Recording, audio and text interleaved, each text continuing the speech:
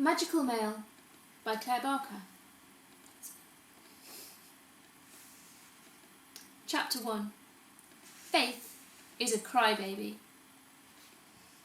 If there's one thing you could say with absolute certainty, it was that Faith Smyth was no hero. She was rubbish at running, terrible at tennis, and rotten at rounders. She wasn't very brave and much preferred a nice, safe book to climbing a tree. She was shy and quiet and fell over a lot.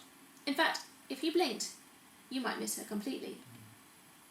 This would have been no big deal in an ordinary family, but unfortunately for Faith, her family was anything but ordinary. They were extraordinarily ambitious, extraordinarily beautiful, and extraordinarily talented, not to mention loud, sporty, and competitive. They even had a family motto: no pain, no gain. They were all super achievers. Mr. Smyth was a brain surgeon, and Mrs. Smyth was a kickboxing instructor with her own business called Fighting Fit. Faith's big sister Victoria was a regional beauty queen finalist, and her younger brother Tristram was a preschool chess champion. But the only thing that Faith was really good at was losing her hair slides and forgetting her PE kit. I don't know where Faith came from, her mother would sigh despairingly. She was just so different. Holidays were a nightmare. Water sports were always top of the Smyth family agenda. Swimming, surfing, sailing and scuba diving. Victoria and Tristan would perfect their life-saving techniques, while Mr. and Mrs. Smyth powered up and down the pool doing butterfly stroke. And Faith, well, Faith would cling doggedly to her armbands at the shallow end, as invisible as ever. One summer they decided to go pony trekking in the Welsh mountains. While the rest of the Smyth family cantered fearlessly into the distance, Faith stayed back at the stables, chatting to the ponies about her interesting pebble and bottle top collections. Eventually, Mrs. Smyth decided that some less sporty activities might help Faith fit in. She arranged a family trip to Pendragon Castle, knowing that Faith was interested in that sort of thing. When the day came, Mrs. Smyth enthusiastically packed her handbag with clipboards, pencils, a whistle and a stopwatch.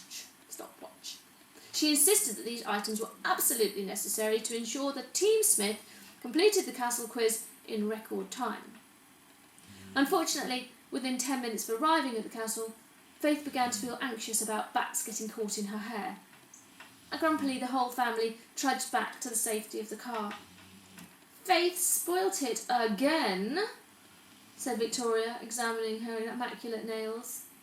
Tristram piped up, "Faith is a crybaby." "Shush, you two," said Mrs. Smyth, eyeing them in the rear-view mirror. "Please be more positive." But it was clear that she agreed with them as she drove home, grinding her teeth. The next day, Mr. Smyth decided it was just silly nonsense and that all Faith needed was some quality time to get her back on track. So he scheduled an hour with her between his morning golf lesson and lunchtime power swim. He took her to a cafe, bought her a milkshake and solemnly asked her how she was. Faith spent 58 minutes talking about a scary dream she had had involving a bat in her hair. After this, Mr. Smyth decided that quality time with his daughter was not necessary, but that he definitely needed some me-time urgently. School wasn't exactly a bundle of laughs either. Faith Smyth was a child who was overlooked by just about everyone. She was the quiet one who played alone in the playground, the one who sat there all lesson, not really knowing what to do, but feeling too shy to say anything, the one who wasn't naughty enough to be noticed, but wasn't clever or funny enough to be noticed either. She wasn't desperately unhappy, but sometimes she did feel a bit lonely. Thank goodness she had Bus Bear for company. Bus Bear was a tiny blue teddy bear, sent to her by Dad's great-aunt Hope as a christening present. He had been special all her life, so he was a bit worn around the edges. Faith kept Bus Bear in her school bag in case of emergency loneliness. This all began when she had nobody to sit next to on the school bus, hence his name.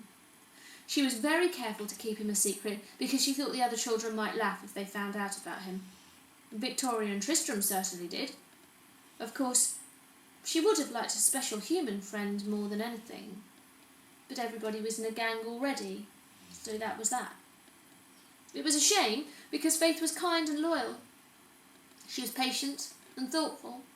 She was fair and generous and lots of other wonderful things. But how would anyone ever know? How would anyone know when nobody took the time to find out?